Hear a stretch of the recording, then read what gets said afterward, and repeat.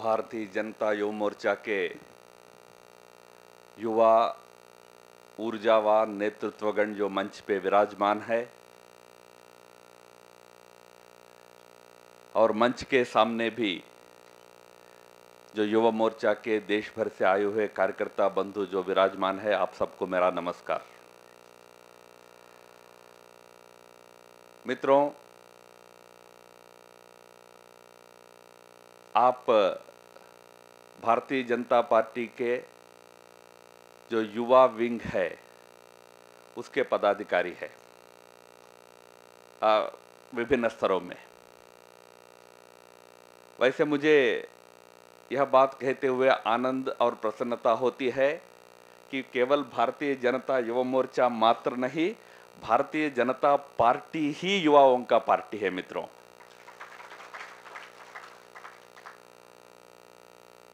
और इस देश के युवाओं का एक आशा का केंद्र के रूप में प्रधानमंत्री मोदी जी के नेतृत्व में भारतीय जनता पार्टी की सरकार 1 साल पहले निर्माण हुई।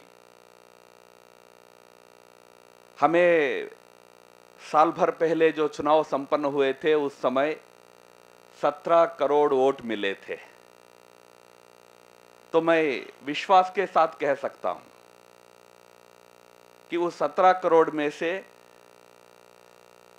60-70% देश के युवा वोटरों का वोट होंगे, क्योंकि प्रधानमंत्री मोदी जी इस देश के युवाओं के लिए एक ऊर्जा, उत्साह और आदर्श का प्रतीक के रूप में खड़ा हुए थे। और देश की जो युवा शक्ति है बहुत उत्साह से उस समय चुनाव में भी भाग लिया और हम सभी का अनुभव था उस समय, आप में से भी सभी का अनुभव होगा कि बहुत बड़ी मात्रा में युवा हमारे चुनाव प्रचार में भी स्वयं होकर शामिल हुए। सोशल मीडिया के माध्यम से, कार्यक्रमों के माध्यम से, प्रचार के समय एक व्यापक युवा वर्ग अपने पार्टी के साथ, अपने विचारों के साथ और मोदी जी के नेतृत्व के साथ जुड़ा था। तो एक प्रकार से भारतीय जनता पार्टी और हमारी सरकार ही यह युवाओं का प्रतिनिधित्व करने वाला सरकार है। मित्रों, पर युवा केवल भारतीय जनता पार्टी में बड़ी संख्या में है इतना भी नहीं है। युवा मोर्चा में तो पूरे युवा है, भारतीय जनता पार्टी में अधिकतर युवा है। और आज हमारे लिए यह भी एक प्रसन्नता का विषय होना चाहिए, भारत भी युवाओं का देश है। इस देश की आबादी में लगभग 60% आबादी 35 वर्ष के कम आयु की आबादी है। भारत का एक परिचय होता है कि बहुत प्राचीन राष्ट्र है, हजारों साल पुराना इतिहास वाला राष्ट्र है। India is a very ancient nation, but India is a very young nation also. युवाओं का देश भी है।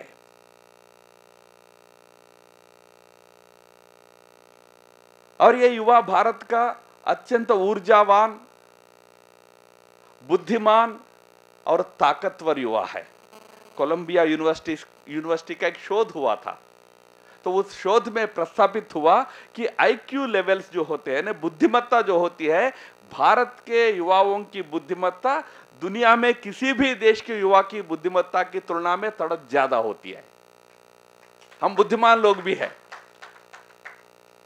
ऐसे इस देश के बुद्धिमान, ऊर्जावान युवा जो इस देश के लगभग 60% आबादी है। जब मैं 60% कहता हूं ना, तो ध्यान रखना कि मैं 35 साल के युवाओं की बात कर रहा हूं। हमारे विपक्ष में तो युवा नेता 20 साल से युवा नेता है, उनके गणना में नहीं ले रहा हूं। अगर उस हिसाब से जाएंगे 45 साल में भी युवा नेता ही रहते हैं, अगर वो स्टैंडर्ड अगर लेंगे ना, तो इस देश के 80% युवा हो जाएंगे। मैं वो स्टैंडर्ड नहीं ले रहा हूं जो आमतौर पर जो माना जाता है। वैसे तो अभी अपनी सरकार ने युवा की परिभाषा में और परिवर्तन लाया। आप में से कई लोगों को मुश्किल होने वाला है। अभी तो 29 इयर्स को युवा के आयु की सीमा माना गया है। पर यह युवाओं का देश, इस युवाओं के देश में युवाओं का प्रतिनिधित्व करने वाला मोदी जी की सरकार पिछले 1 साल से विद्यमान है। मित्रों, 1 साल पहले जब हमने सरकार बनाई थी, तब हमारा उद्देश्य यह नहीं था कि कांग्रेस को हटाए और बीजेपी की सरकार आए, बीजेपी की सरकार 5 साल 10 साल चले और जैसा अनेक सरकारें चलती है ऐसा हमारी भी सरकार चले। यह हमारा उद्देश्य नहीं था मित्रों। 1948 में महात्मा गांधी जी ने एक लेख लिखी थी अपने मृत्यु के 3 दिन पहले, 27 जनवरी 1948 में। उन्होंने डिक्टेट किया, मेरा बहन ने लिखी थी। उस डिक्टेशन में गांधी जी ने एक बात कही कि भाई देखिए, भले ही देश 2 टुकड़ा हो गया हो, आजादी के समय देश खंडित हुआ था, भले ही देश 2 टुकड़ा हो गया हो, फिर भी हमें अंग्रेजी शासन से मुक्ति मिली, राजनैतिक स्वातंत्र्य मिला। गांधी जी का शब्द था कि we have become politically free. आगे गांधी जी लिखते हैं, पर शहरों से दूर 7 लाख गांव में रहने वाले करोड़ों भारतवासियों को आर्थिक, नैतिक, सामाजिक आजादी आना बाकी है। जो 1947 में जो मिला था वो केवल राजनैतिक आजादी थी, संपूर्ण आजादी नहीं था। संपूर्ण आजादी वो होता है जहां व्यक्ति गरीबी से, पिछड़ापन से, आर्थिक रूपी समस्याओं से मुक्त होता हो, जहां दहेज जैसी कुप्रथा नहीं होती हो, जहां जाति के नाम पर, छुआछूत के नाम पर भेदभाव नहीं होता हो। ऐसे सामाजिक माहौल जिस समाज में होता है वो सच्चा आजादी का एक उदाहरण होता है, नमूना होता है। और जहां व्यक्ति भ्रष्टाचार से, गलत विचारों से, नैतिक पतन से ऊपर उठकर अच्छे नैतिक जीवन जीने के लिए व्यक्ति तैयार होता है, वो अच्छी आजादी, सही आजादी होती है। तो गांधी जी का कहना था कि आज देश के अंदर ऐसी एक नई आजादी की आंदोलन को हमको खड़ा करना है। उन्होंने उसके लिए एक बहुत अच्छा सुझाव दिया था। गांधी जी की बातें सुनना कांग्रेस ने तभी छोड़ दिया। गांधी जी का सुझाव था कि वो अच्छा जो परिवर्तन देश में लाना है, आर्थिक, नैतिक, सामाजिक क्रांति के लिए, सामाजिक आजादी के लिए, और एक क्रांति लाना है, उसके लिए कांग्रेस को रद्द करना चाहिए। कर लेते तो देश की भलाई होती, पर कांग्रेस में सत्ता का मोह था, तो उन्होंने गांधी जी को कहा नहीं, कांग्रेस को रद्द नहीं करेंगे, हम सत्ता में आ जाएंगे। पिछले 60 वर्षों में गांधी जी का यह जो स्वप्न था, इसको पूरा करने में हमारे लगातार जो सरकारें आई वो सफल नहीं हो पाई। आज प्रधानमंत्री मोदी जी की जो सरकार बनी है, उसका सबसे महत्वपूर्ण जो लक्ष्य है वह यही है कि केवल 5 साल 10 साल सरकार चलाना इतना ही नहीं, इस देश के अंदर से गरीबी को समाप्त करना है। हम एक शब्द सुनते होंगे, पॉवर्टी एलिविएशन। पॉवर्टी एलिविएशन का अर्थ होता है कि गरीबी कम करना है। हम पॉवर्टी एलिविएशन की बात करने वाली सरकार नहीं है, पॉवर्टी एलिमिनेशन की बात करने वाली सरकार है। गरीबी को समाप्त करने हमारा लक्ष्य है, कम करना नहीं। हम कम करेंगे, कम करेंगे, गरीबी हटाओ वगैरह फलाना ढिमकाना नारे देते देते आज 60 साल आजादी के बाद भारत के अंदर 70% लोगों का दैनिक आमदनी 30 रुपए से कम है, आधा डॉलर से कम है।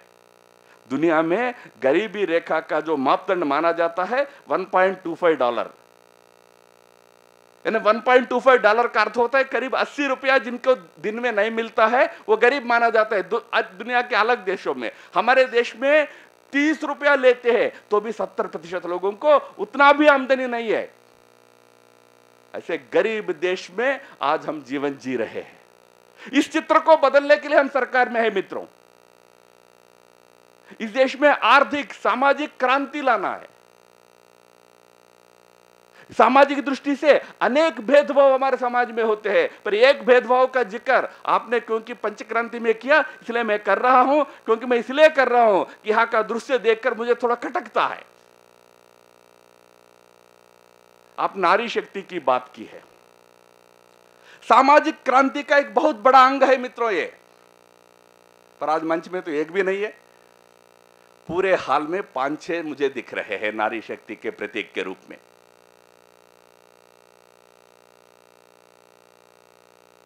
आज भारत का नारी की शक्ति का अच्छा जो चित्र देश और दुनिया के सामना है, उसमें आज भारत के बारे में बहुत बुरी धारणा दुनिया में निर्माण हुई है। इसको बदलना है।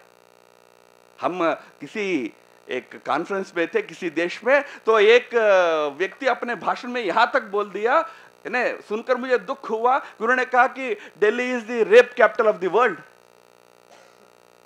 दुनिया की रेप की राजधानी है। ऐसी एक गलत धारणा हमारे सामाजिक स्थिति को लेकर आज दुनिया में निर्माण हुआ है। इसको बदलना है। इसको बदलने का अर्थ यह मात्र नहीं है कि हम महिला सुरक्षा का नारा लेकर 4 सेमिनार कर ले। महिला सुरक्षा आवश्यक है, पर प्रश्न केवल सुरक्षा का नहीं है। सुरक्षा की एक सीमा होती है। प्रश्न होता है महिला सम्मान का। क्या देश में सम्मान की माहौल है? सुरक्षा का प्रयास सरकार करेगी, अपना भी सरकार करेगी, राज्यों के भी सरकार करेंगे। क्या सम्मान का माहौल देश में निर्माण हो, समाज में निर्माण हो? यह प्रयास हम सब कर सकते हैं। प्रधानमंत्री जी पिछले 15 अगस्त को लाल किले से खड़ा होकर एक प्रश्न पूछे थे इस देश के माता पिता को कि क्या आपके घर में लड़की 7 बजे के बाद शाम को वापस घर आती है तो 10 प्रश्न पूछते कि कहां गई हो, किनसे मिली हो, इतना लेट क्यों हो गया। लड़का 10 बजे के बाद आता है तो कभी पूछते हो? हमारा सामाजिक परिवर्तन का प्रारंभ हमारे परिवारों में होना है। यही संदेश प्रधानमंत्री जी का था। ऐसे एक सामाजिक क्रांति का भी हमें साधन बनना है। और इस देश के अंदर आपको यह बात सुनकर आश्चर्य होगा, 60% जो रूरल इंडिया में लोग रहते हैं उनको आज स्वच्छ टॉयलेट की सुविधा उपलब्ध नहीं है मित्रों। 60%। विशेषकर इसका शिकार होते हैं महिला। अगेन, जब प्रधानमंत्री जी ने स्वच्छ भारत के अभियान के अंतर्गत टॉयलेट्स की बात की थी तो कुछ लोगों को मजाक लगा, क्या प्रधानमंत्री का काम है टॉयलेट बनाना? पर आज आपको सुनकर आश्चर्य होगा, करीब 1 करोड़ नए टॉयलेट्स विभिन्न सरकारी विभागों के, राज्य सरकारों के प्रयासों के चलते आज देश भर में निर्माण हुए हैं। मैं एक बात आपको कह रहा हूं, टॉयलेट कोई केवल सुविधा का प्रश्न मात्र नहीं है। हमारा इंडियन स्टैटिस्टिकल सर्वे कहता है कि देश के अंदर विशेषकर रूरल एरियाज में, ग्रामीण क्षेत्र में 10वीं के बाद अधिकतम युवक स्कूल जाना छोड़ देते हैं। 10वीं के बाद, 6ठी के बाद लड़कियां छोड़ देते हैं। क्यों 6ठी के बाद छोड़ देते हैं? लड़के क्यों 10 के बाद छोड़ देते हैं? उसका एक कारण यह कहा जाता है, उसको लगता है कि भाई जो पढ़ रहा हूं उससे क्या फायदा होने वाला है, उससे अच्छा मैं मेरे पिता के साथ जाकर खेती में काम करता, मदद करता, तो पिताजी को थोड़ा सहयोग हो जाएगा। या मैं बीए पढ़ता हूं, बीएससी पढ़ता हूं, ना मैं समझ पाता हूं ना उससे मेरे को कुछ मिलना है। हमारी शिक्षा से हमारा जो वृत्ति है, हमारा काम है, उसका कोई संबंध नहीं है। तो इसलिए लड़के 10वीं के बाद छोड़ देते हैं। और क्या पढ़ना, बस पढ़ लिया पर्याप्त है। लड़कियां 6वीं के बाद छोड़ते हैं क्योंकि पढ़ना भी चाहते हैं तो स्कूल में शौचालय जैसी प्राथमिक व्यवस्थाएं उपलब्ध नहीं है। यह शिक्षा से जुड़ा हुआ मामला है। यह स्वास्थ्य से जुड़ा हुआ मामला है। इसलिए प्रधानमंत्री जी स्वच्छ भारत अभियान लिए हैं। इसलिए प्रधानमंत्री लड़के स्कूल नहीं छोड़े, इसीलिए स्किलिंग इंडिया कैंपेन लिए हैं। हमारा प्रयास है इस देश के अंदर गरीबों के उद्धार के लिए एक समर्पित प्रयास हम चारों ओर से करें। हम और भी अनेक अच्छे प्रयास लेकर, अच्छे इनिशिएटिव्स लेकर आए हैं, पर हमारा विपक्ष है जो इस देश के गरीबी पर ही अपनी राजनीति करती है, गरीब को वोट बैंक बनाकर राजनीति चलाती है। और इसलिए उनको गरीबी समाप्त करने से उनका वोट बैंक समाप्त होता है। इसलिए गरीब गरीब रहे, गरीबी का नारा लेकर राजनीति करते रहे, ऐसी राजनीति करने वाले हमारे विपक्ष के पार्टियां जो है हमारे अच्छे प्रयासों को होने नहीं दे रहे हैं। नहीं तो आज हम जिस प्रकार का कानून लेकर आना चाहते हैं, वह लैंड बिल हो, जीएसटी हो, ये जो बिल्स है इस देश के अंदर एक बहुत बड़ा आर्थिक क्रांति लाने वाले इनिशिएटिव्स थे। आज उनमें सरकार को किसी ना किसी रूप में रोकने का ही प्रयास विपक्ष कर रही है। मित्रों, आपको मैं एक जानकारी देता हूं, हमारा युवाओं का देश है। हर साल करीब 2 करोड़ युवा नए नौकरी प्राप्त करने के आयु में आ जाते हैं, वर्क फोर्स के आयु में आ जाते हैं। 2 करोड़। क्या आप जानते हैं कितना नए नौकरी हम निर्माण करते हैं एक साल में? 20 लाख। 20 लाख नौकरी हम बना पाते हैं, 2 करोड़ लोग नौकरी के लिए आगे आ रहे हैं। परिणाम यह है कि 1 करोड़ 80 लाख लोग शहरों में जाते हैं, रिक्शा चलाना पड़ता है, ऑटो चलाना पड़ता है, प्लेटफॉर्म पर सोना पड़ता है, ब्रिज के नीचे जीवन चलाना पड़ता है। मोदी जी की सरकार, अपनी सरकार, एनडीए की सरकार ने विचार किया कि यह परिस्थिति बदलनी है। इस परिस्थिति को बदलने के लिए एक बहुत बड़ा आर्थिक क्रांति लानी है, उसके लिए एक बहुत बड़ा इंफ्रास्ट्रक्चर रिवॉल्यूशन लाना है। उसके लिए इंफ्रास्ट्रक्चर के लिए अनेक पहलुओं में काम करना पड़ता है, उसके लिए लैंड बिल लाया गया। पर इस देश के युवाओं के सपनों के ऊपर धूल चाटते हुए हमारे विपक्षों ने उस बिल को आने नहीं दिए। हाँ ठीक है, आज मजबूरन सरकार को उस बिल के अंदर कई चीजों को हटाना पड़ा है। यह राजनीतिक मजबूरी है मित्रों, पर हमारा संकल्प स्पष्ट है। हमने आखिर लाया किस लिए?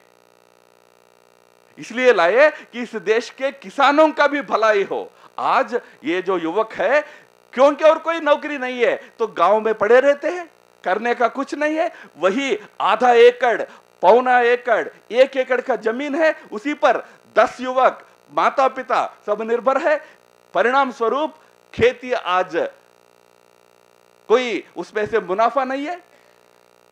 आज खेती भी मुनाफा से चले और युवाओं को नौकरी रोजगार अन्य जगह मिले, ऐसी व्यवस्था अगर हम करते तो खेती भी, किसान का भी जीवन अच्छा होता था और युवाओं को नौकरी मिलती तो युवा भी एक प्रोडक्टिव वर्कफोर्स के रूप में देश में खड़ा होते थे। पर आज ऐसे अच्छे प्रयासों को भी विपक्ष आगे नहीं बढ़ने दे रहा है। मित्रों, पर हम इन सारे चीजों को लेकर देश के सामने जाए। गरीबों के लिए समर्पित सरकार मोदी जी की सरकार है। गरीबी को दूर करने के लिए समर्पित सरकार मोदी जी की सरकार है। यह संदेश हमें गांव-गांव तक ले जाना है। इसलिए ये पंचक्रांति का अभियान युवा मोर्चा ने लिया है। बहुत अच्छा और बहुत सामयिक है, और जिस दिन आप इसको प्रारंभ कर रहे हैं उस दिन का भी अपना एक महत्व है। शायद इसको समाप्त कर रहे हैं विवेकानंद की जयंती पर। विवेकानंद जी के नाम पर आप एक क्रांति का कार्यक्रम ले रहे हैं। विवेकानंद जी का सारा जो संदेश रहा है वह इस देश के युवाओं के लिए रहा है, और सारा जो संदेश रहा है यही रहा है मित्रों कि इस देश के आखिरी व्यक्ति की आंसू पोंछने के लिए काम करो। इसलिए मैं युवा मोर्चा के नेतृत्व को अभिनंदन करता हूं कि आपने ऐसा अच्छा दिन चुना है। थोड़ा ऊर्जा के साथ इस अभियान में हमें गांव-गांव जाकर सरकार के अच्छा कामों का परिचय देश की जनता को देना है। इस देश के अंदर से गरीबी को मिटाना है, इस देश के अंदर से पिछड़ेपन को मिटाना है। हमारे देश का प्राचीन परंपरा यही कहती है कि भाई देश के अंदर सुखी समृद्ध जीवन चाहिए। सुखी समृद्ध जीवन के लिए ही हमें काम करना है। उसके लिए आप सब लोग अच्छा उत्साह से इस पंचक्रांति कार्यक्रम को आगे बढ़ाए। विवेकानंद जी के कुछ वाक्यों को हमेशा दिल में याद रखिएगा। मैंने जैसा कहा, विवेकानंद जी का जीवन बहुत छोटा था। विवेकानंद जी बहुत जल्दी उनकी मृत्यु हो गई। उन्होंने 4 दशकों का जीवन भी नहीं देखा था। महापुरुषों का जीवन संक्षिप्त रहता है मित्रों, पर अपने संक्षिप्त जीवन में एक युगों तक लोग याद रखने वाला बड़ा संदेश देकर जाते हैं। विवेकानंद जी ने ऐसा एक बहुत बड़ा संदेश हम सबको देकर गया। उस संदेश को हमेशा याद रखिए। उन्होंने भले ही बहुत वर्ष विदेश में रहे, 1897 में भारत आए थे, तो हमेशा एक ही बात बोलते थे कि जहां भी सभा में जाते थे, सभा का प्रारंभ करते थे, O dear young men and women of India, all my hopes rest on you. वो भारत के युवाओं, मेरी सारी आशाएं आपके ऊपर है। इस बात से वे अपना भाषण शुरू करते थे और हम सबको कहते थे कि क्या आप इस देश की गरीबी, इस देश का पिछड़ापन, इस देश के अंदर जो भूख है, उसको देखकर आप विचलित होते हैं, पीड़ित होते हैं कि नहीं होते? Do you feel that millions are starving today and millions have been starving for ages? अन्नपूर्णा रत्नगर्भा कहने वाले भारत में करोड़ों लोग भूखा सोते हैं, करोड़ों लोग अज्ञानी है। ये केवल स्टेटमेंट नहीं है। रोज नेता लोग तो, हम लोग तो स्टेटमेंट देते हैं, देश में गरीबी बढ़ रही है, स्टेटमेंट देते हैं, पर बात स्टेटमेंट की नहीं है। Do you feel? आपको पीड़ा होती है क्या? Does it make you restless? Does it make you sleepless? आपको नींद नहीं आ रहा है, रात को भूख नहीं लग रहा है, सामने खाना है, पर आपके सामने खाना होने के बाद भी आप खा नहीं पा रहे, क्योंकि आपके आंखों के सामने एक स्वप्न के रूप में, एक चित्र के रूप में इस देश का भूखा, नंगा, गरीब व्यक्ति का चित्र आ रहा है। क्या ऐसी पीड़ा है मन में? ऐसी पीड़ा वाले युवक हमको चाहिए।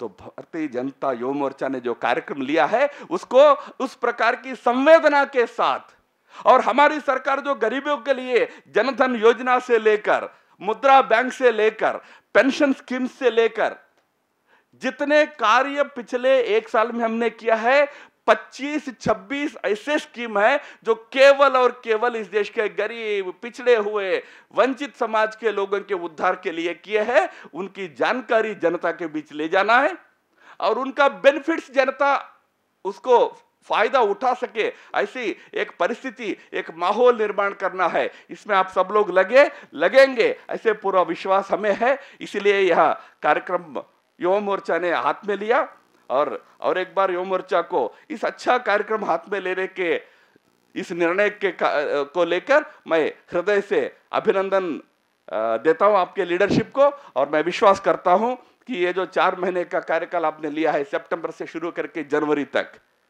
आपके प्रयासों के चलते देश के चारों ओर अपने सरकार का जो अच्छा काम है, जो गरीबों के लिए, हित के लिए समर्पित काम है, उसकी जानकारी गांव-गांव तक, हर गरीब समाज के व्यक्ति तक पहुंचेगा और उससे वो लाभान्वित होगा। ऐसी परिस्थिति निर्माण होगी, ऐसा विश्वास रखते हुए मुझे जो अवसर मिला है, इसके लिए आपके लीडर्स को धन्यवाद देते हुए मेरे वाणी को विराम देता हूं। मित्रों नमस्कार। मुझे थोड़ा जाना है, अनुमति भी आपसे मांगते हुए विदा लेता हूं।